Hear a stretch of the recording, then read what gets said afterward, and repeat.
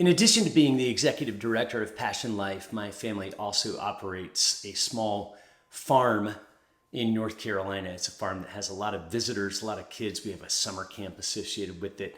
A lot of tour groups come to the farm. There is a particular young lady who works for us this summer. She, I think, is 17 years old. And she pulled in late in the afternoon yesterday and said, "Hey, I texted your wife to let her know that I was going to bring my friend by to see the farm. Her baby really wants to see the farm animals."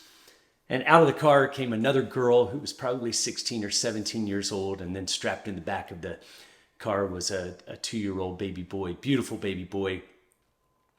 I welcomed them to the farm, was pleased to see him, went over and said hi to the young baby that they had pulled out of the car seat in the back, and just told the girl what a beautiful guy he was and how happy he was going to be able to see these farm animals, and that there were baby cows over here and baby chickens, and they could go see whatever they wanted to see.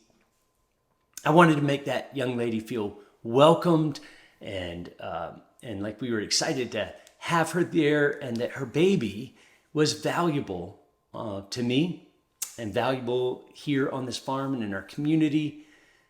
Just wanted to make them feel very, very welcome. Because when you have a 16 or 17-year-old girl who shows up on your farm with a 2-year-old baby, it's a pretty safe bet to assume that at some point along the way, she faced some sort of pressure to not give birth to that young boy.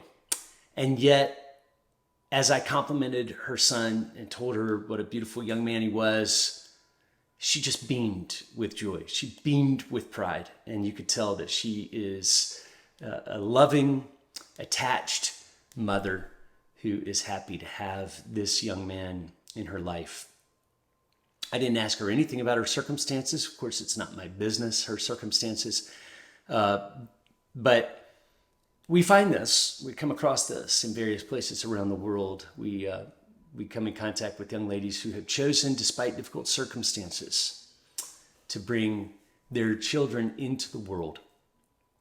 And what we find, without exception, is that these young women and these young couples, these young families, despite their difficult circumstances, are so happy to have these young children in their lives, and they wouldn't trade them for anything in the world.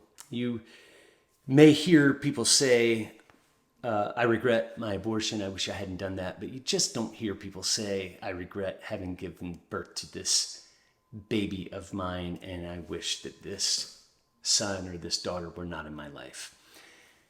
The picture that you're seeing on your screen now is a picture of a young girl that we met in Cuba.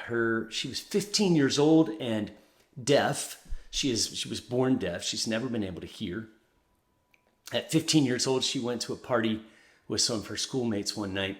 She was raped by 3 young men that evening. They raped her successively, so she has no idea which one of these 3 rapists is the father of her baby. Terrible circumstances. But this is a young lady who, despite how terrible her circumstances are, has taken ownership and said, "These are my circumstances. They're not favorable circumstances, but they are the circumstances that I am in. They are not my baby's circumstances. My baby is not responsible for what happened to me." And so she has not passed on the sentence of punishment to her child, but she decided, despite the difficulty of her circumstance, to give birth to her baby. And that baby is the pride and joy of her life. You can see she is a beautiful little girl. And of course, she can hear. She was born with perfectly good hearing, so she'll be able to help and serve her mom as she grows up as the beloved, cherished daughter who is, yes, the product of a terrible circumstance. Here's another picture of a young lady that I met a number of years ago. Jessie is from Honduras, and when she was being brought into the United States, smuggled into the United States by Mexican coyotes, she was raped multiple times on her trip from Honduras up through Latin America, through Mexico, and into the United States. When she arrived in the United States, she was pregnant. She went immediately to a pregnancy help center to see if she could get advice or help with her baby. The first person that she met was my friend Martha Avila, someone I'm proud to call my friend. Martha not only helped her with the circumstances of her baby and helped her through the hard and difficult choices that she faced, but eventually Martha adopted Jessie as her own legal daughter and adopted this grandbaby as her grandchild. Jessie, as you can see from this picture, loves her baby. She is proud and happy that she chose to give life to this baby. It may surprise you to find that upwards of 70% of people who conceive as a byproduct of rape decide to keep their baby and give life to that child.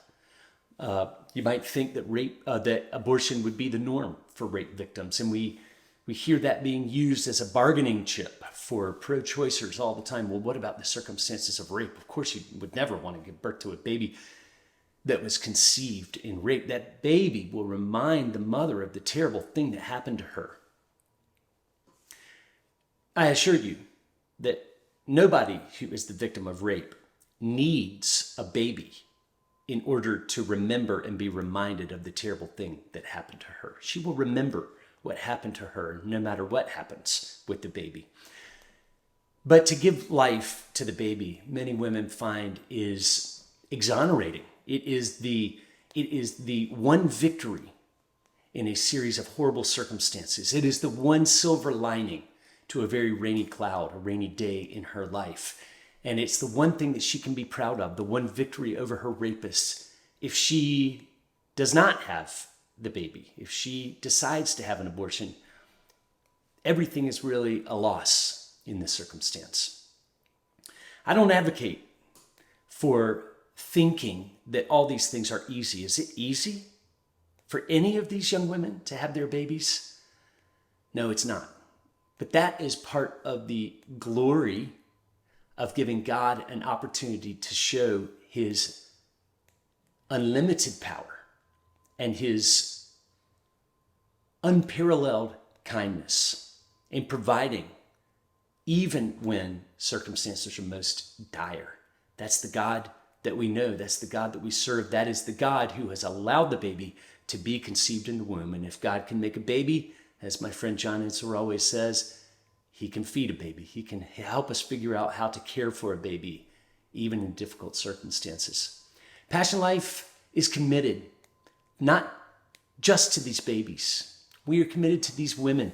We're committed to these young girls and these young families who are so brave. The women who, in my opinion, are the real heroes of the pro-life movement.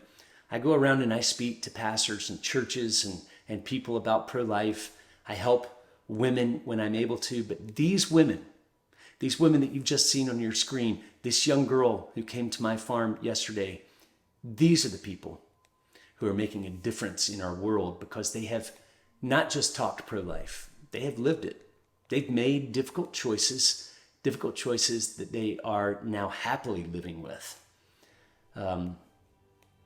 Pray for these girls. Pray for us as we go around and we help people understand that the difficult circumstances around pregnancy do not merit abortion. Pray for us and follow us on our social media. Follow us on our newsletter, which you can find by going to passionlife.org and signing up.